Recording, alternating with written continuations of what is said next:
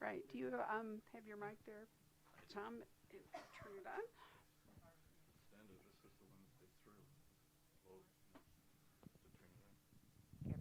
the green thing comes. Well, hello. Is this a surprise visit?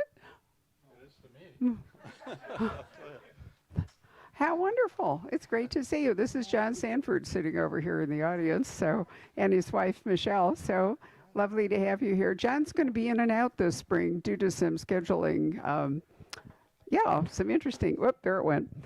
Right. Um, you want to chime in on this at all? Nope, haven't read it yet. Okay. Then we'll just pretend you're, well, just an ordinary person in the audience. How's that? Right. Patrick, are we live? Wonderful. Good evening, everyone. And thank you all very much for coming out on another cold night. It's supposed to be 76 on Thursday, so I'm feeling a little more cheerful. But anyway, very much appreciate your coming to see Tom Perry, one of my favorite people. Tom is the winner of the Edgar Award and the Hammett Award, and God knows what else. What else have you won? You have to use the mic. I know one of my kids won a goldfish at the fair one time. It was one of those, and it grew to be almost a foot long. I see. Yeah. I don't know. I mean, Along the way. I've won more than I deserved, and probably, let's say, there are probably people out there resenting me because they were the runner-up on whatever it was. So,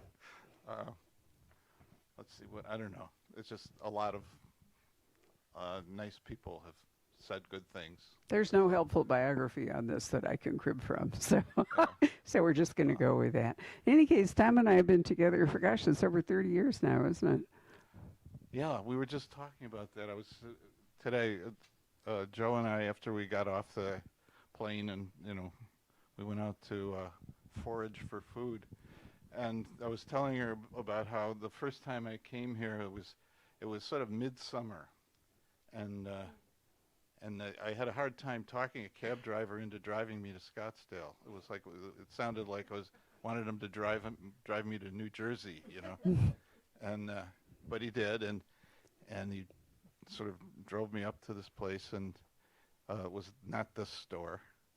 It was No, it was the old store, right? Yeah, it was the Over old on Main, store. at the Right. Horse's Ass, which Yeah. was the location that it was so easy to Yeah. direct people to it. They'd say, "Where's the store?"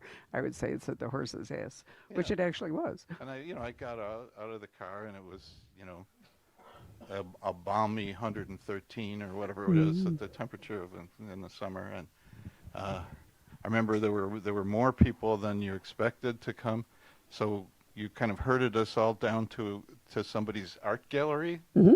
because it was. Yeah, we were gypsying around because we had Yeah. about no space, and so we had to borrow space from our neighbors. Yeah. So anyway, it was sort of a different experience a long time ago, but yeah, I've come back, every time I've written a book. One of my Since then. favorite things that Tom ever said to me is I asked him one day, I said, "Why do you always start your book tours here?" And he said, "I have to come here because until you tell me what my book's about, I don't know what to say anywhere else," which right. I love. We've had many interesting conversations, haven't we? Yes, we have. So let's talk about Hero, which is the new book tonight. And you really are in love with the cat and mouse structure, aren't you? It's just, you've written all kinds of different books, but this one seems to be your favorite story structure.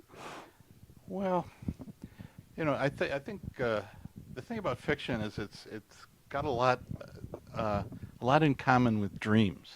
I think, that is that the most common dream that people have is that they are being, let's say, either chased or are being about to be attacked in some way. And it's usually adults dream about situations like that with other people. Children dream about that with animals. Don't know why, And in other words, most of our dreams are a little bit unpleasant, supposedly. But in a way, they are also kind of rehearsals for a tough situation. You're in a bad situation. What do you do? And your dream self thinks something up and tries it and so on. And in a way, that's what fiction sometimes does. It takes the place of that. It's reality, but theoretical reality. And of course, those of us whose ancestors were smart enough to survive, the kill-offs 75,000 years ago, are basically pessimists. We're not looking for, a beautiful blue sky. We're looking to see if something in the green part over there is stalking us. You mean danger, danger? Danger, danger. Ah. So, I think in a sense that's what fiction does for us. It puts us in these theoretical situations, and and a guy that I knew in graduate school 100 million years ago said something about he loves novels because they're compressed lives. And in a way they are. It's just you get to live somebody else's adventure. And in a way, I guess that particular bad fantasy seems to occur to me over and over again in different situations. I'm sort of glad I'm not in your head at night. It must be a scary place. Well, sometimes. Other times, that are, better dreams. So we'll see. I'm waiting for you to write one. No, I think, I don't know. So one other thing that I've always really loved about Tom and admired is the way that he gives women all kinds of serious skills so they can take on really bad guys and meet them as equals and defeat them. So Jane Whitefield is what is your longest trying to remember if it's your only series. It's certainly the longest running one. Yeah. I mean, well, Jane's sort of a sore subject with me right now because Jane is experiencing, it's my fault, probably the longest pregnancy in human history right now. Worse than an elephant? Yeah, she's, I think she's pushing 2 years, something like that. It is worse than an elephant, right? Yeah, so, I'll have to lie about the time that's passed and when I write the next one. So when you say that, does that encourage us to think your next book may be a Jane Whitefield? It's not. It's not. I'm sort of, I have these people that nobody's ever seen before who are in a situation that's getting really bad right now, right this minute. And it's if it works, then it's going to be the end of this book that I'm writing now. And it's all new characters, all new situation, completely different personalities from others that I've done. But if it doesn't work, then Jane may give birth. Yeah, that's right. That's right. We'll see. We'll have to see. It's I haven't read over the first draft yet, but it's all just, let's say it's got more pages than it's supposed to right now. So sometime next week I hope to. Yeah, well, it's always good to remember that when Tom is here talking about this book, he's had a whole year to write another book, the one that he isn't sure is actually working. So it's always a bit of a schizo moment for an author to come here and talk about the new book because, in point of fact, they haven't been thinking about it for months, which is one reason I'm here, or Patrick or somebody, so we can kind of keep you on point, right? Right. Well, it's, we like to have good conversations. That's the thing. I usually kind of remember what I did or what I was trying to do in the book. This whole question of confidence, I think if you think while you're writing a book, other than these sort of stupid manic moments that you have this great thing going, you're probably kidding yourself, Usually the parts that you love the most are the ones that really should be cut out. And, it's the first draft is all fun, and the second and third and beyond drafts are business. The first draft is for the writer. The other drafts are for the for the rest of the world who might have to suffer through it. So how good are you at self-editing? I mean, at some point you have to actually turn this over to your nominal editor, but you know, Yeah. are you one of those people that writes a sort of okay first draft and then goes back and revises heavily, or are you a person who polishes up as you go, so when you're done it's pretty good? Um, I am a person who writes a book which will be absolutely wonderful and brilliant and faultless. And then I'll hand the first draft to my lovely wife, Jo, who was my writing partner in television and has a PhD in English and has done a lot of teaching and so on. And she will break my heart and tear my guts out and leave them on the floor. You know, it's really marvelous because you guys are still married and happily married for as long as I've known you. Yeah. So somehow it's not a destructive process for you two to go through that. Well, no, it's not. I mean, the thing is, if you're both writers, if you both write, and you know what this is about and have experienced it and so on, the person in the world, any person in the world, who will tell you the truth about your draft of your manuscript is absolutely priceless. It's to paraphrase the Bible, she is more precious than rubies. Somebody who will have that awful experience of telling you, this just doesn't work. This is boring. This part, just cross it out.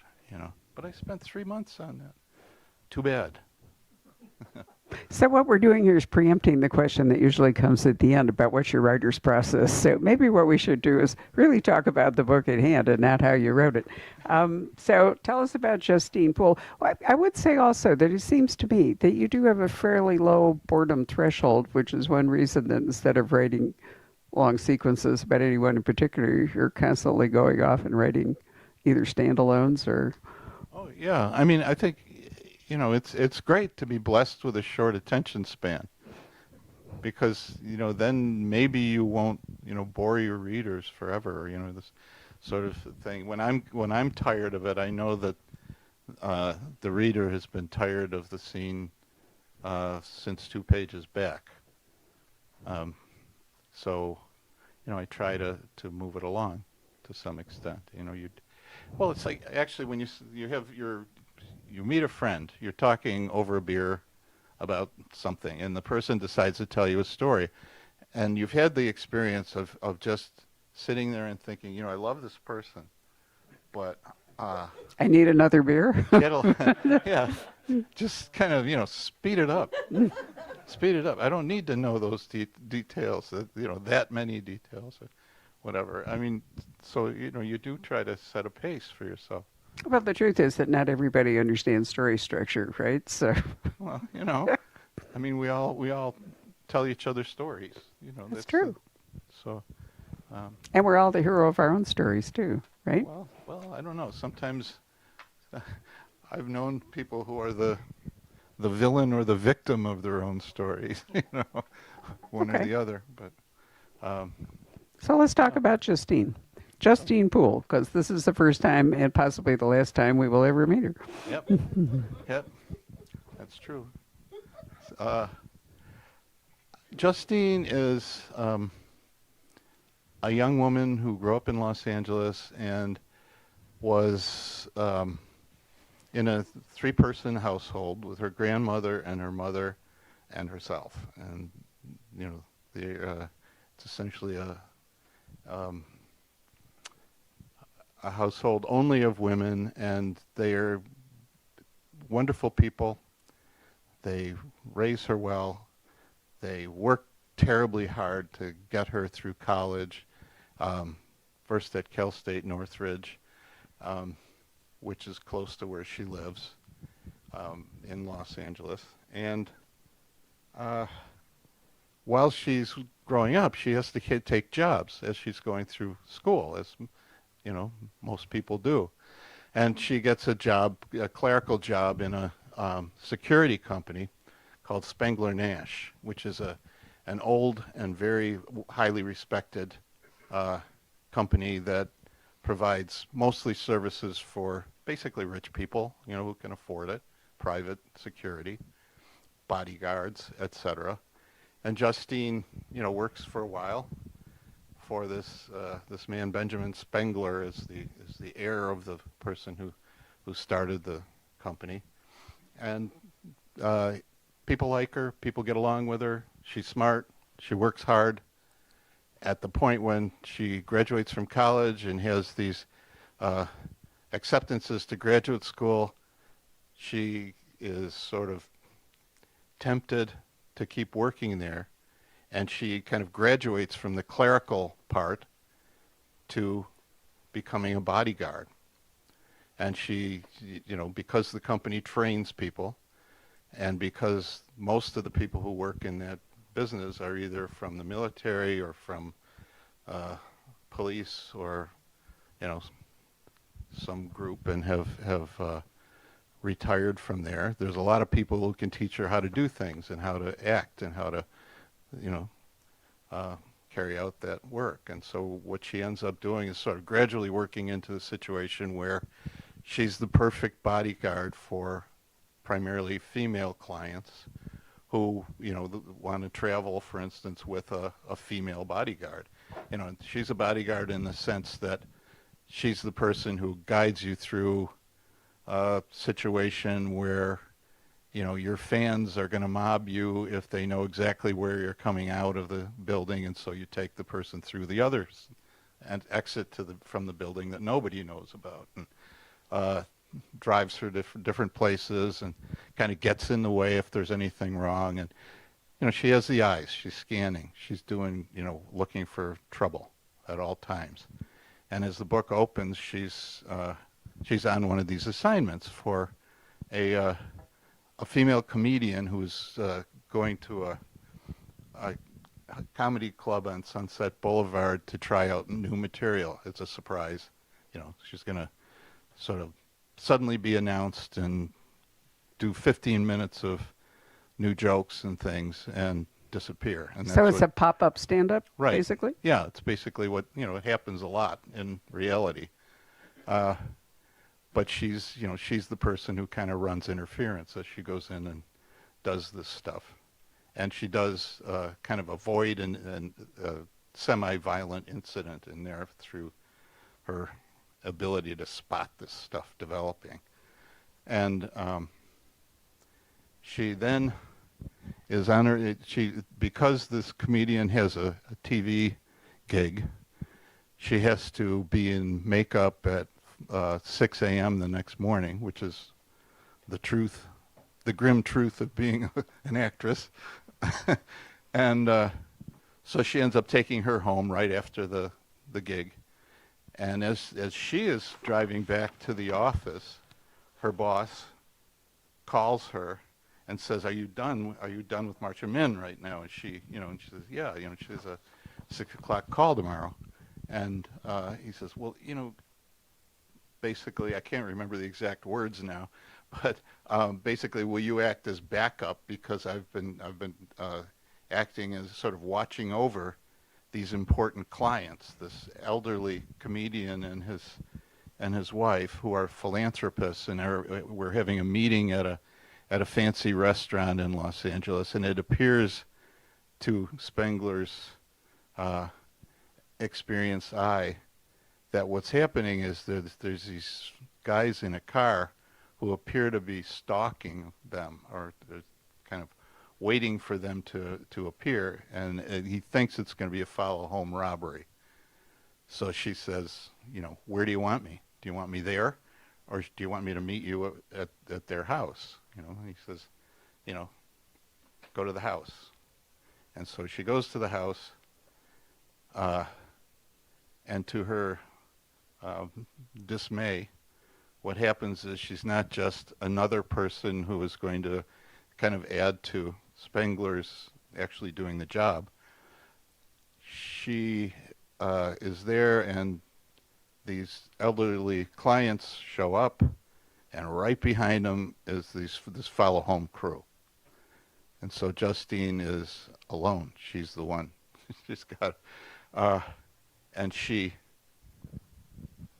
essentially tries to make sure that this couple gets into their house before anything happens, and says to these guys, stop, I'm here, blah, blah, blah. And two of them open fire. They actually shoot at her. And she, because she's armed, returns fire, trying to protect this couple and make sure that they get into the house.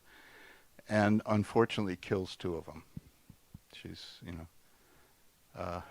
She's more effective than she wants to be, but she does get off the call to the police, and then her boss arrives finally, and the police arrive, and then this whole story kicks off. Yeah. Right. Then yes. So Something else describe follow home, because basically it's it depends if the gates to the mansion, security gates, they have to open long enough for the couple to drive in, right? So the breach would come if there's a car directly on their tail that busts right in behind them. Is that a thing in Los Angeles? Yeah. This follow home? Yeah, it's a thing a lot of places. It's what you do is you go to a restaurant,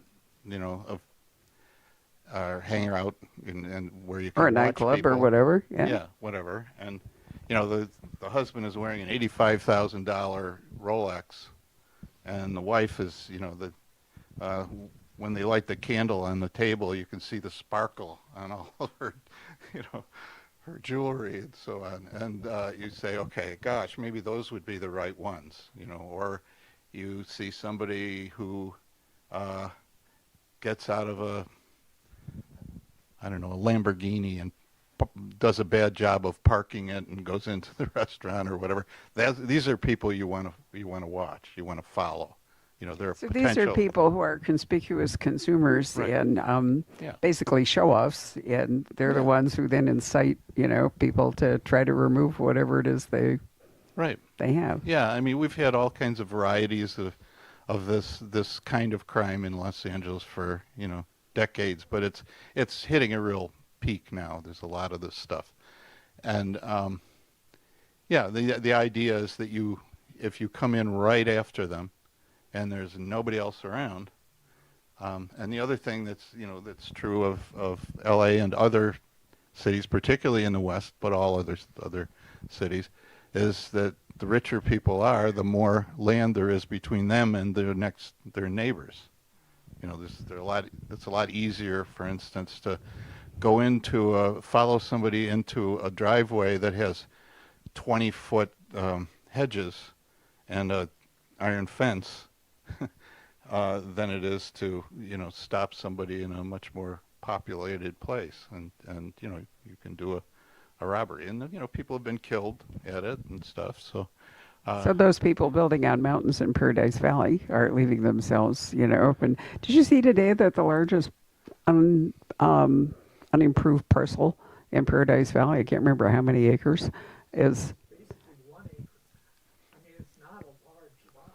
and it's right next to Paradise Valley Country Club, where I spend a lot of time.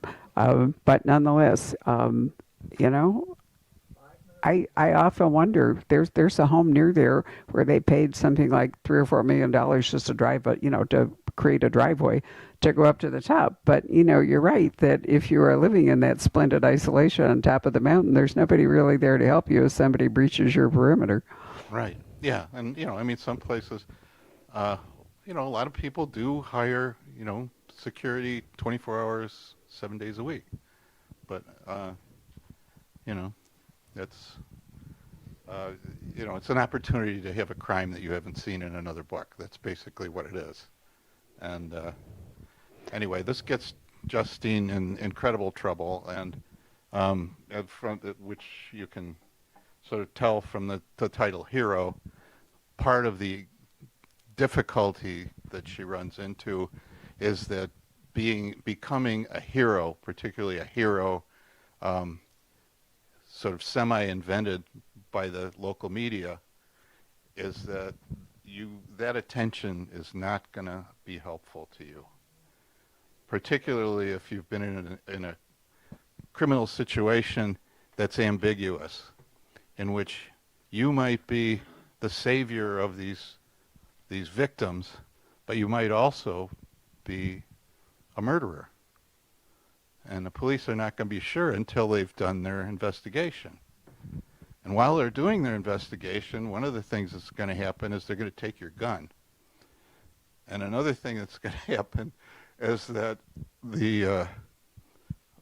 well, let's say you will be one way or another deprived of people who would stand with you in a dangerous situation.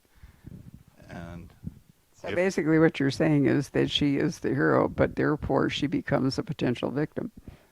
well, yeah, that's one side of being a hero. Right. But there's another side too that you have to worry about, which is that when the media make you into a hero, at a certain point, you're the best story they can possibly have. You're the greatest story they can print this week, and for the next maybe 2 days after that. And then after that, gee, what's going to be the best story in town? What's going to be the most exciting story to put on the air? It's that you're this hero, is maybe not a hero. Let's find out more about her. And or while we were doing the investigation, here's what else we found. Or here's a group of people who are basically picketing the police station because you haven't been arrested yet. There's all kinds of things that happen that are more complicated than what we think is going to happen. So, anyway, that's part of the fun. That's the fun of writing this this kind of story. So when I called it a cat and mouse story, there has to be somebody that sent there's somebody who sent the break-in artist, the follow-up artist, whatever. But then when he's feeling challenged because a couple of his people died, he then hires an assassin called Leo. So the cat and mouse game develops between Justine and Leo. And I love the fact that Justine can hold her own, although maybe she doesn't all the way to the end. We're not going to tell you that, right? But what I thought was interesting is that the bad, you don't give a name other than Mr. Conjure to the ultimate villain in this book. Why did you decide to make him that anonymous? Fun. It just seemed, okay. That's what this is about. We're having fun, and so having him be this figure. It was actually a lot of fun to write. At one point, I'm not gonna. I can't tell you the whole story, but he's a good villain. I like him a lot. Mr. Conjure, right? So. Right, and then we have Leo, who is accustomed to wiping out everything in his path, running into Justine. So there's a lot going on. Your stories, it seems, this book could really only take place in Los Angeles as far as I can work out. But your book last year, which I absolutely love too, really could only take place in the Midwest the way that you wrote it. So, do you come to a location after you've conceived of the story, or does the location sometimes drive you to what you're gonna write or how you're gonna structure it? How's it work? They usually start with a character. Okay. The character is the thing that kind of determines what I want to do with it. But in the last one that you're talking about, Murder Book. Great idea, by the way. Wow. Well, thank you. That was. I kind of started with the detective, and I don't know. I actually ended up having to kind of half invent everything in Iowa. I'm sorry, Indiana. Yeah, in Indiana, because I didn't want to write. See, start of the idea is this gentleman who is a former police officer who is now kind of freelancing, working for government agencies when somebody wants a consultant, because he's an expert on how organized crime groups form. He's seen it, he's worked it, was the guy in a couple of different police forces who kind of looks after gangs, and he is hired to go into the Midwest because there are suddenly a whole lot of Chicago criminals, sort of lifetime criminals, who are showing up in these small towns along the rivers in Indiana, and the U.S. attorney for that section of, or the southern section of Illinois, just kind of wants to hire somebody to do a kind of an investigation which will tell her whether it's worth calling in a huge FBI investigation. That is, you can't suddenly pull all of your FBI people off of, Homeland Security or whatever it is that they're working on, and say, we've got to, get all hands on deck for, this tiny town in a neighboring state. So that's what he does, and of course, guess what? Does he find anything bad going on there? If he didn't, it'd be the shortest book in the history of the world. But he does. So anyway, that was kind of a fun thing. But I mean, these things do have to do with space. I mean, they have to do with parts of the country and what's likely to be plaguing that part of the country today. So you have the idea, and then you figure out the location. Is that it? Well, it depends. You never know. It always starts with the character. The character. Because I want to show off that character, that particular guy, because he's sort of the opposite of Justine. He's a kind of hard-bitten, highly experienced law enforcement guy. That's who he is, and he doesn't. He isn't like Justine, who is just smart. Well, you wouldn't know this, but isn't it a shame we couldn't hire him to work in the Gilbert Police Department? Because we have a whole thing going on here called the Gilbert Goons. Have all of you read about the Gilbert Goons? I'm telling you. And what I can hardly believe is the Gilbert Police Department couldn't figure it out for months until the Arizona Republic finally got in there. We actually have had a brilliant piece of investigative journalism going on in the last, 3 weeks or something. And as a result, they have prompted the Gilbert Police Department and said, well, we didn't think it was the Gilbert Goons because nobody mentioned them by name. I'm going, seriously? You've got teenagers, attacking. And of course, because they're teenagers, they're putting their attacks and their crimes on social media, right? So now everybody is crowdsourcing, looking to see they can identify. You're looking interested, John. You haven't heard about the Gilbert Goons? No. All right. I'll acquaint you with them. But I mean, it's really fascinating, and I love Robert Englund, the local investigative journalist who's leading this, and he's been wanting to write a book for I don't know how long, and the universe has just delivered him in the person of the Gilbert Goons. How could you even beat that for a title, right? Has delivered him an opportunity to write a really kick-ass nonfiction book, or possibly make it all into fiction. But I thought about your guy, because basically the Gilbert Goons are not dissimilar to these, except they're what were called affluent and unsupervised teenagers is what they are. That's the real awful part about it, is they're actually teenagers attacking other teenagers for fun and possibly just for putting them on social media. I don't know. I can't understand the teenage mind anymore. I'm way too old for it. I think it's changed. I tell you the truth. I really do. I don't, it's a lot of the recent stuff doesn't seem familiar to me as, remembering my childhood. And, I didn't grow up in, Hell's Kitchen or something. But it was a kind of tough blue collar town, and people did do things like fight, but this doesn't, this kind of thing, this just pure meanness doesn't ring true to me. You know what I mean? It doesn't ring a bell. It isn't like,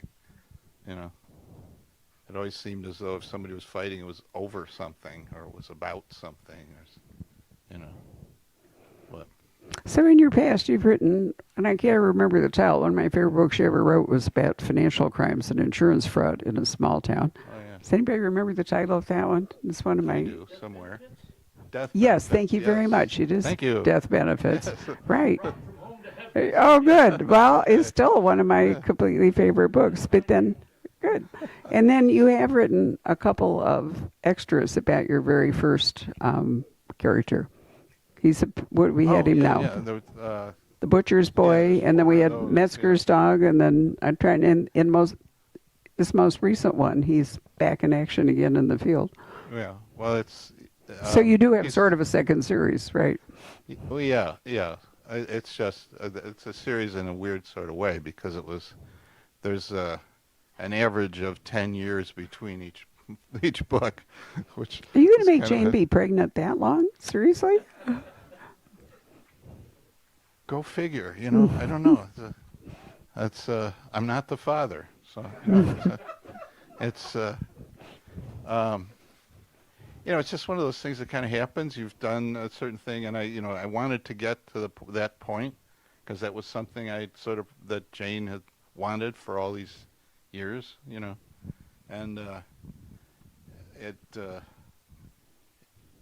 it had to happen kind of right then in her life, and I assumed that I would kind of get right back to it, but then a lot of other things occurred to me or were, you know, happened or whatever.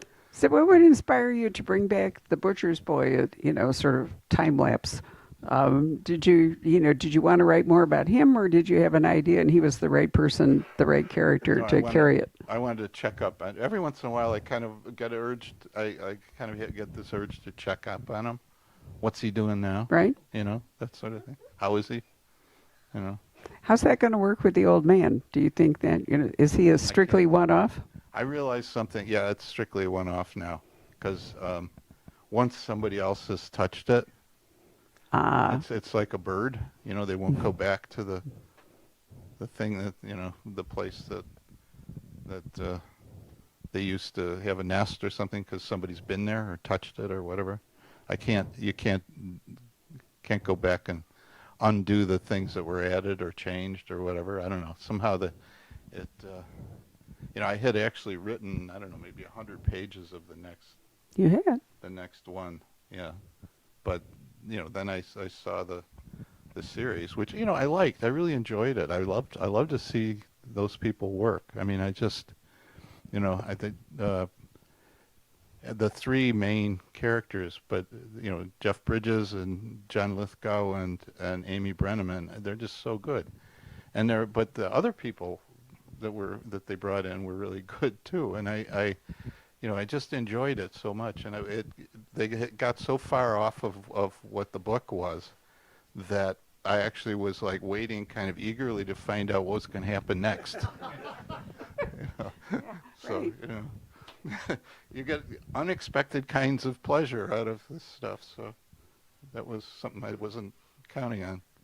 Right. So questions from you, the audience. We can't really tell you much more about Hero. We've set it up for you. And I do want to say that the opening, I think you're really good at orchestrating action sequences. And I really did think the whole invasion and what Justine does was really great. Thank you. Moved right along. There was not a boring second. Oh, thanks. You're welcome. And, when we got that money, we didn't have to kill the old couple. No, never mind. I won't tell you that. No. Right. So questions from any of you? All right. Come on, guys. Yes. I have a question. I would just like to tell you that I have never thought of any of your books as being boring. Oh, good. You're one of my all-time favorite authors, and I cannot tell you how many people I have turned on to your books. Well, thank you. Customers for you. Well, Good. thank you very much. Well, appreciate that. Right. Thanks. Anyone else? Come on, you two. You're always in the front row. John.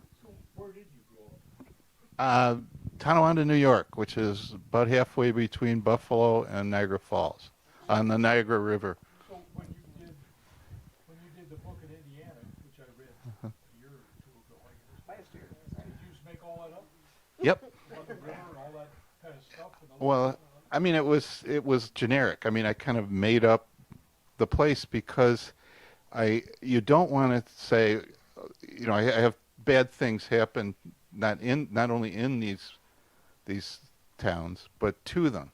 And if I was writing about somebody's real town, you know, that would just really make me uncomfortable. You know, I thought, Except if it's Los I Angeles. thought your town had a lot of texture to it, so I just wondered if it was a real place. nope, nope, but thanks. That's good. I'm from Edina. John has no problems writing about that.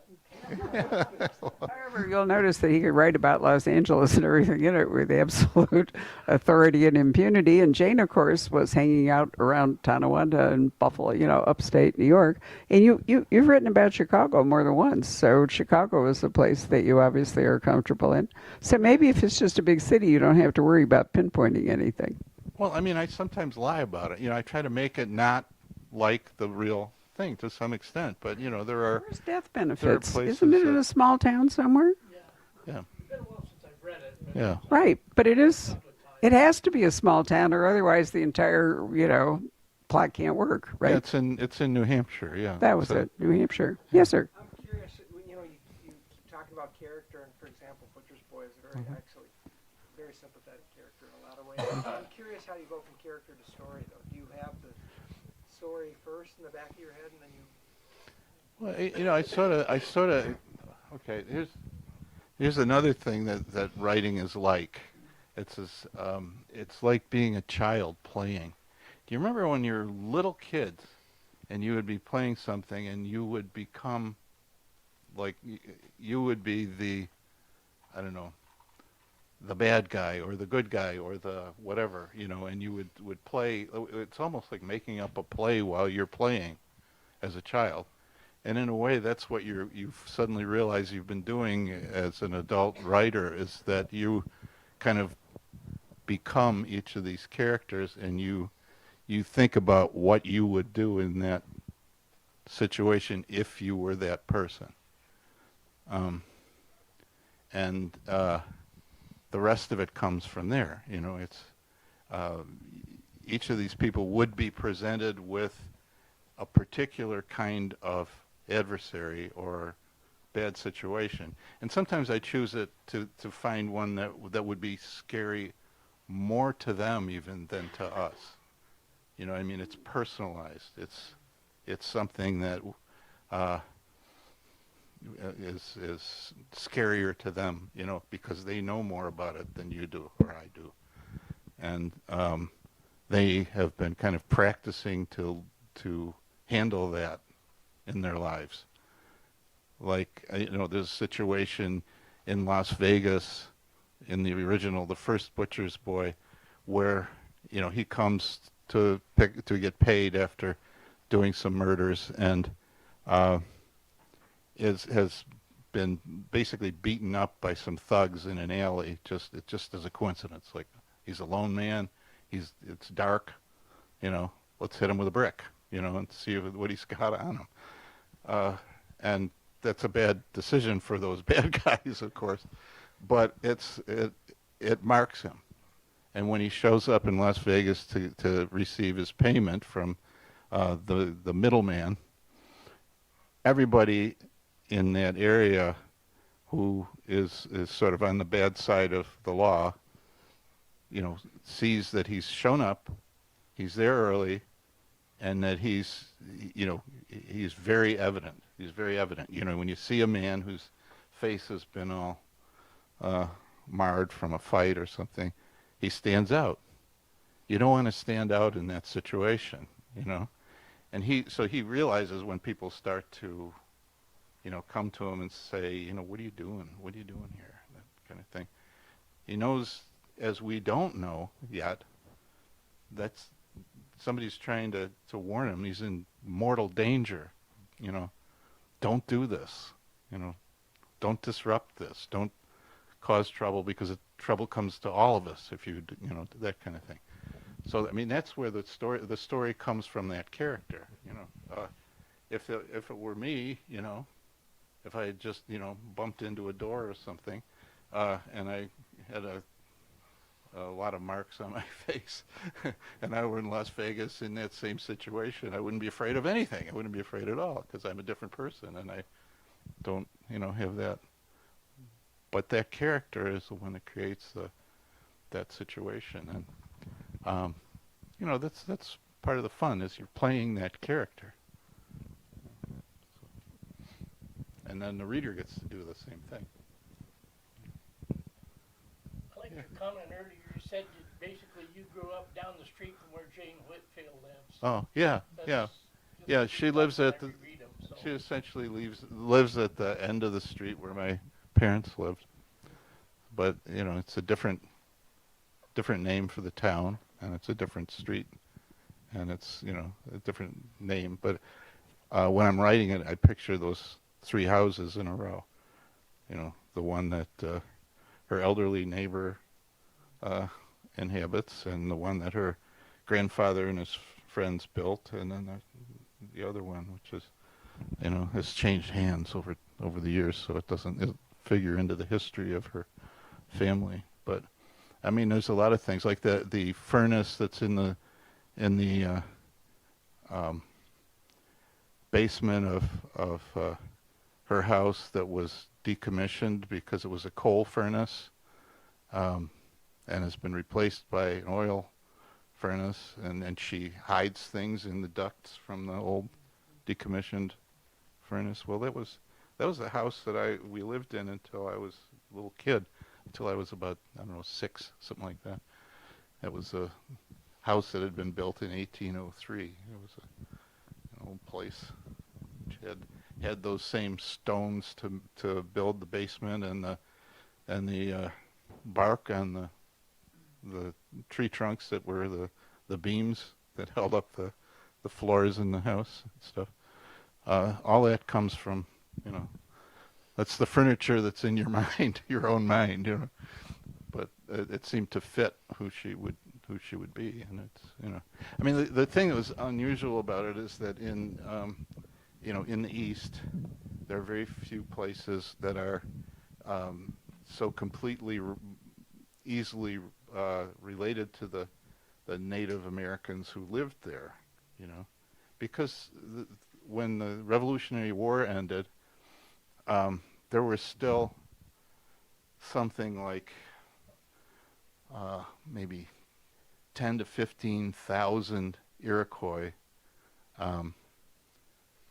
out in the woods, and the woods were thick. The woods were, you know, primal forest, and a European person couldn't get across New York State basically without a guide, because I mean, it was so thickly forested, and you know, most of your travel was going to be done by water. And anyway, when the Treaty of Fort Stanwix was ending the war with the Iroquois, there were still all these guys out in the field, fully armed, who had basically never done anything in their lives except hunt and make war and do diplomacy, you know, which was so there wasn't a real good way to like push them off their land or you know, I mean, you have to realize that of all of the people that fought in the Revolutionary War, there were only 120,000 colonials who fought, right? So a pretty high proportion of very scary people were still out there, and so they had to be nice to them in the treaty. You know, they were not pushed anywhere. They were just, you know, granted 6 reservations in that part of New York State and lived there, and they're still there. You know? So we had a great night when Tom told it, but you possibly can remember it, but Tom had written about the Iroquois in the Jane Whitefield series, and then he got a helpful fan. Want to remind us about that one, because that was great. Oh, you're talking about The actual Iroquois. Yeah. Well, I mean, I've had several times when I've run into situations, you know, people would come up to me and say, you know, I'm a Seneca and I'm back for New Year's, for the, you know, their New Year's is a different time of year than the general population New Year's, and you know, I would be talk to them, and it was really nice. They were really kind and polite and stuff. But then I finally got this letter one time uh, I don't know, maybe, geez, must be almost 10 years now. But this gentleman who was an attorney who lives in Canada and the Brantford Reserve of it's all the Iroquois nations, and basically they are part of Canada. They're Canadian citizens and so on. But there's a part of the original treaty was that the border between the United States and Canada makes no difference. They can go across it anytime they want without any restriction of any sort. And so there's always been a continuing relationship between the American Iroquois and the Canadian Iroquois, and all 6 nations. So, well, he lives on that side, and his practice over the years has been on both sides of the border, because he would essentially represent their interests. And he wrote to me and he said, I've been reading these Jane Whitefield books for about 20 years, and I've been meaning to write to you and just sort of let you know that there are a couple of things that I don't think you really understand well, and he proceeded to tell me what he thought those were in a 5-page single-space letter. It's because he's a lawyer, right? Yeah, well, yeah, absolutely. And it was, it was wonderful stuff. It was stuff I could immediately use. I mean, it was just, you could take it from his letter, and if you could put it in a book, if you could somehow just take the letter and go, boom, that's page 96 in it, Anyway, it was really good stuff. It was things having to do with, well, there are some cultures where people say grace, say thanks, give thanks at the beginning of their meal, and some cultures where people give thanks at the end of the meal. Okay. And the Senecas are a group that say thanks at the end of the meal. And, and he proceeded to tell me what that amounted to and so on. And, he said that this thing I've always loved that I invented, which was that Jane collects her fingernail clippings to give to the little people along the Genesee River, which is where most of it was sort of the heart of Seneca country. It was right roughly where Rochester is now, and he said, well, she probably would do that, but she wouldn't, get the tobacco that you're talking about here. She would get this other tobacco, which people actually grow for religious purposes. And they would, instead of like, burning it or something like that. People do, like, if they're going to go drive on a long trip somewhere, it might be dangerous. They might sprinkle a little bit of it on their tires before they leave, and say a little prayer for their, and I don't know. There's just a lot of little things like that bring you from, this is a made-up book by the whitest of white people to something that's real. It's like real people. That's how people think. That's what, and you go, oh my God, So I wrote him this effusive letter, and I said, look, this is great stuff. Thank you so much. And if you ever, find anything that,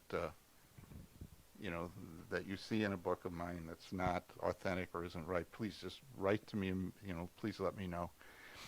And very soon I open the mail, and there's another 5-page single-space letter with more stuff like that, just wonderful things. And it actually made me set aside a manuscript that I was working on and write a book about Jane, just because all of the stuff was So what's his address? inspired. Can we get him to write to you so that you'll actually have Jane give birth? Aha! Well, There may be a way in here. well, there's this scene in a book that he recommended to me that was written by a friend of his who helped him actually negotiate a treaty at one point between the Canadian government and the Mohawks. Okay, and this man was a professor at the University of Buffalo for a while and everything, and his name was John Mohawk. Like, surprise. And it's about a day when a friend of his wife gave birth, and they lived in a rural area in essentially a wooded area, and he arrives and pulls his car over at the bottom of this hill where they lived, and he climbs the hill as that day, and he's bringing presents and stuff for the child and for, you know, and he begins to sing. He sings really loudly this traditional song in Seneca, you know, and sort of announces his presence by singing this kind of hymn as he's going up the hill to bring them the presents and greet this baby in its first day of life, you know.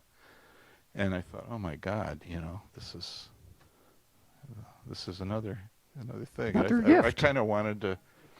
I mean, if you follow this, and I do write it, I haven't written it, but you know, that scene may make an appearance in a book of mine. But you know, because it's at some point, you know, Jane is going to have this baby, or she's gonna get mistaken for a Volkswagen. All right. Or Well, something.